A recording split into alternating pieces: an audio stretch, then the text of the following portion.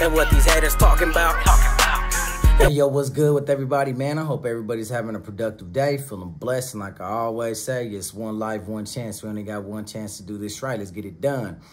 So with that being said, man, I seen everybody drop a video about Swifty Ifty, you know, the Swiftmeister.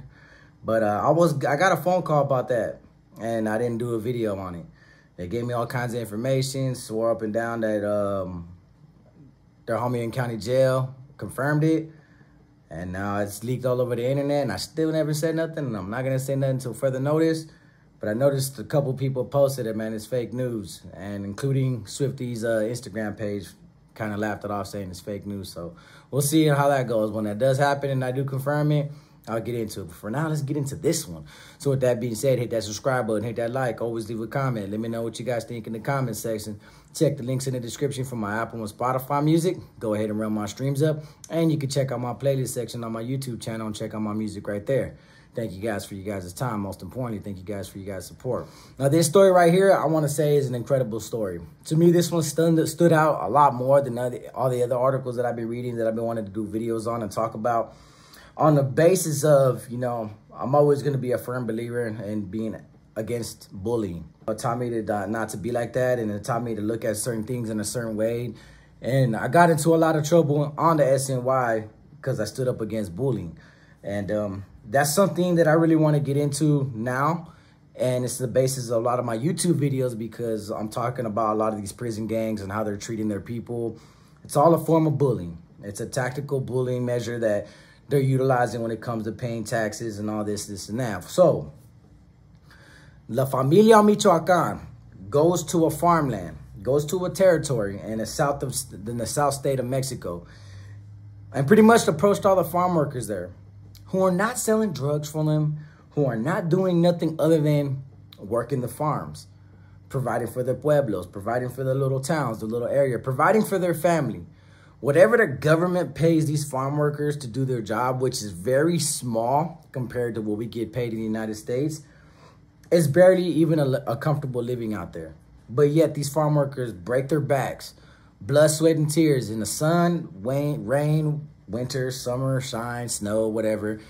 They're out there providing for their family at little cost. But it's a proud living. It's a comfortable living. It's a living that, you know, a man can come home and realize that his family has food on the table, whatever kind of roofs over their head, clothes on their back. That's important as a provider and as a man to take care of his family. Yeah, we may, out here in America, we may be living in luxurious and compared to them, and we got nice little comforting homes, even though the rent skyrocket like crazy. But Biden says we're down 65% when it comes to inflation, okay? But anyways, they're out there making a great living for themselves, man. Granted that, you know, I've always been proud of the farm workers, even though, like I said, you know, it's backbreaking. I know a lot of people in this world that would never resort to that job occupation, even though there was a point in my life where I was about to, because I couldn't find a job in Tulare County. So these guys are making an honest living. They're not involved with the cartels. And the Familia Michoacána, they decided to go over there and say, you know what, we're going to tax this territory. Maybe they're not selling our drugs, so if they're not going to sell our drugs and make our money, or at least cook our drugs or make our drugs, then we're going to tax them for that. Taxing poor people for poor money when the cartel's already making enough money as it is, trafficking, smuggling, coyotes, you name it. Man, if you see the video, man, the video is dangerous, dude. So we got 4 farm workers that lost their lives during this battle, but 10 cartel members and 4 people are missing as we speak. So what happened was, you're going to see it in the footage. I'm going to give you just bits and pieces. I can't publish it because, dude, you see some damage. You see some swinging, some machetes, some balas. You see all putazos. You see all kinds of crazy stuff. You see all these farm workers in the middle. Bam. Talking to these cartel members, and the farm workers had enough. And this is a mind state that a lot of people in Mexico are starting to have. A lot of the people are starting to resist.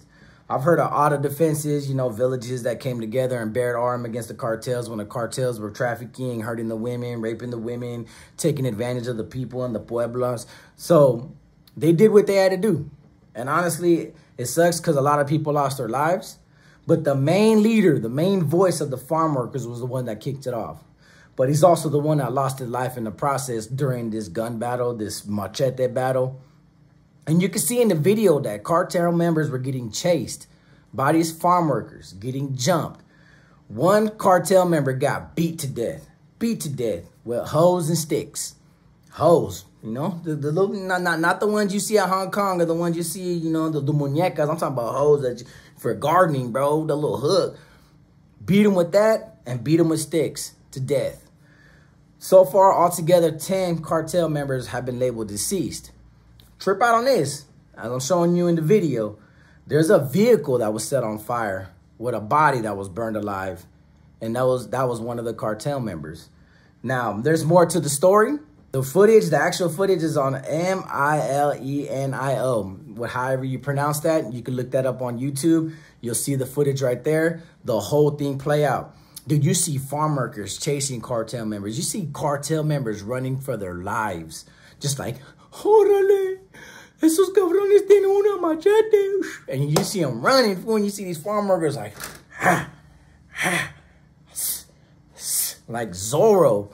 And it looks gruesome. It looks devastating. It looks like it hurt. And I'll be damned if I go to Mexico and if a Mexican pulls out a machete on me, I'm like, bro, you can take whatever you want. Just leave me and my family alone. You can strip me butt naked, make me walk. I don't care. Here's my last bottle of water. You can have it, man. You worked hard enough in this godforsaken country that doesn't give you guys nothing. You can take my water bottle. But they stood up.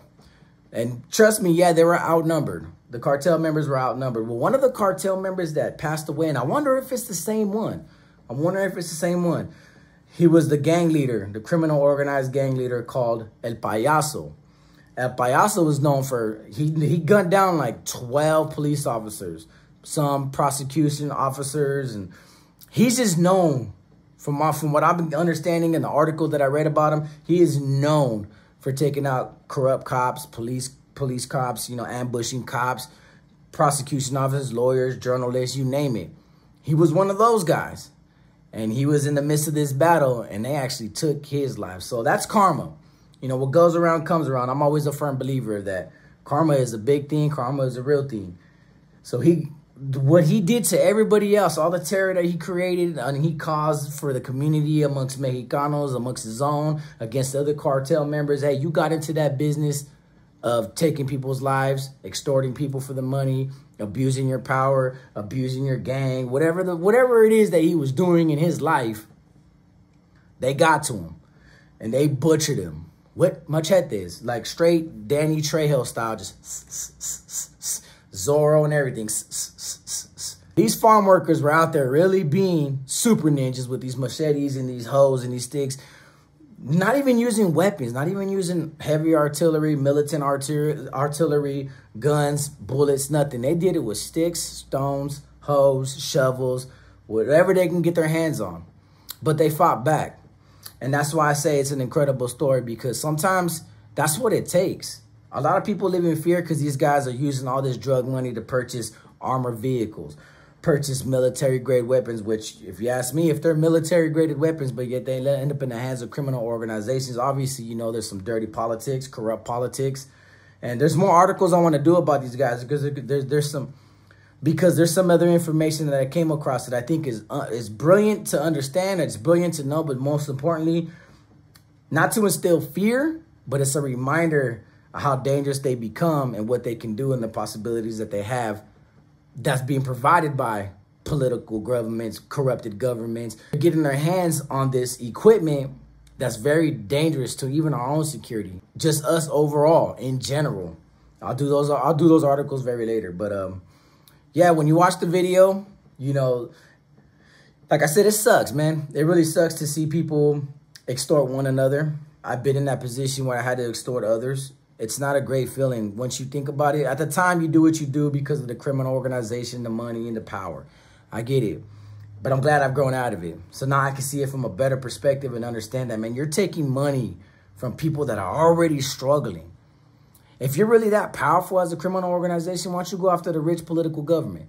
Why don't you extort all them and leave the people alone? But no, you had to go to this farmland with a bunch of farm workers who just want to wake up every day and provide, you know, 20, 30, 40, 50 pesos a day, whatever they get paid a day, to get bread and milk and some food, frijoles, you know, have a nice little home for themselves to call a family, call a home, a safe haven. And you're taking that from them because you're trying to fund your own organization, to fund your own trafficking, to fund your own smuggling routes and your own digging process and getting past that border. You're taking money away from people like you deserve it when they worked hard for it. And there's been minor incidences where people have resisted, have stood up, have went against these guys, have bared arms, have went to war with these guys to show them that they will fight back.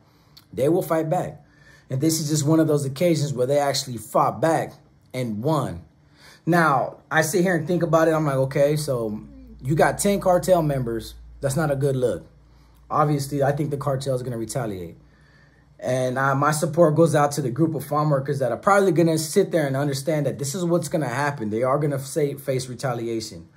I'm not sure, but I want to say the district attorney and the prosecution offices, they want to get involved. I don't know if they want to crucify and sentence and charge the farm workers for what they did, which I don't think they should, on the basis that the story is they were getting extorted and they fought back against their extortionists. What's wrong with that? You know, sometimes that country might need a hero every now and then to remind these cartel members that you're picking on the wrong people. A lot of cartel leaders and a lot of cartel gang members have been getting busted. You know, private securities, guards, you know, cartel leaders, you name it.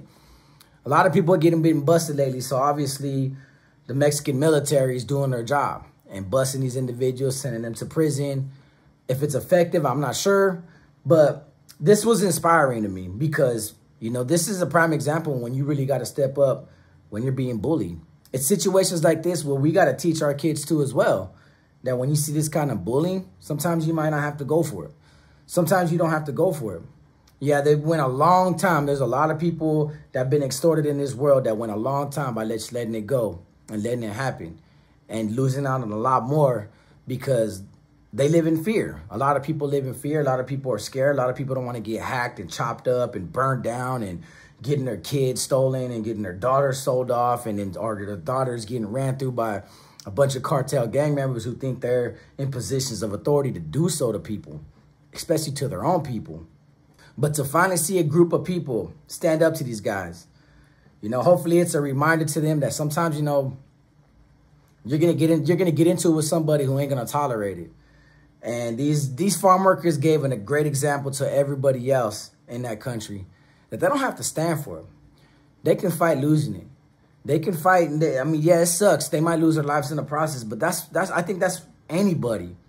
I wouldn't mind losing my life for my kids, to stand up and protect my kids and protect my family and protect my home. You know, that's something that we got to do. That's the values that I want to instill in my kids as well, because bullying has been happening a long time in the school systems. So my kids are getting to that stage where they're going to be in middle school, then high school, and I got to teach them that. I don't know too much about it because I've been on the bullying side my whole life. I never been on the opposite end where I had to stand up to bullying. I tried to so many times, but they're not great examples. Not great examples to tell, not great examples to share, not great examples to teach my kids on how to stand up. Because I don't want them to always think violence is a necessary resort or is the universal language when it comes to bullying. No, I'm going to figure out ways. You know, I'm still learning how to be a father, especially for my son. You know, we're in a cruel world where everybody's selfish, where everybody's a hater. Everybody picks on each other. Everybody's out for their own motive. Everybody wants to put somebody else down to make themselves look good. You know, I'm bringing 3 kids into this world that thinks like that. So I got to teach my kids how to defend and protect themselves from that without getting themselves in trouble. Thank God we live in America where, you know, we don't see what goes on in Mexico like that over here. I don't have to worry about some kids really trying to take my kids' money forever, because I'm going to make sure my kid stands up for themselves, all of them. But in Mexico, this was just inspiring to me. There's not too many words that I can say and explain about it other than they did what they had to do. Yes, there's going to be a lot of consequences and repercussions from this, and it sucks, and I know that's what's going to happen, and I feel for these guys, but they did what they had to do. They stood up.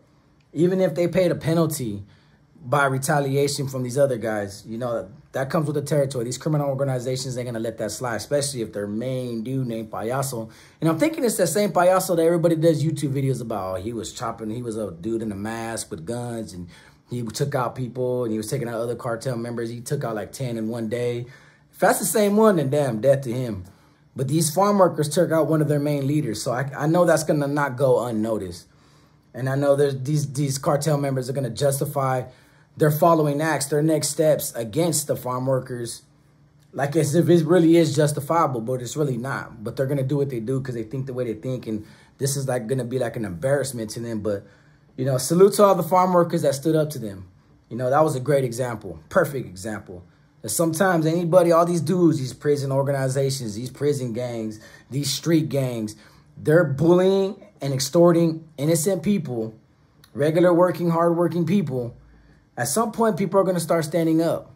And when that happens, you're going to see these street gangs and these prison gangs and these cartel members. You're going to see their true colors, that sometimes when they get resisted, when you fight back, you could do damage to them too, just like the law can do damage to them. But sometimes that's what it takes, is just a group of individuals to finally stand up and fight for what they believe in. And that's against bullying, against extortion, against these dudes that all they've done was hurt the community, terrorize people, and just are out for themselves, for drug money and blood money. So I wanted to share that video with you guys, man. It was so inspiring just to sit there and watch these guys really stand up. Now, like I said, the video's gruesome, but you see a bunch of Mexicanos, farm workers, just running around like, hey, orale puto, bam, bam, bam. Orale. Just watch the video. I gave you guys a YouTube page. Just go watch the video and just get a kick out of it like I did. So with that being said, like I always say, is one life, one chance. We only got one chance to do this right. Let's get it done.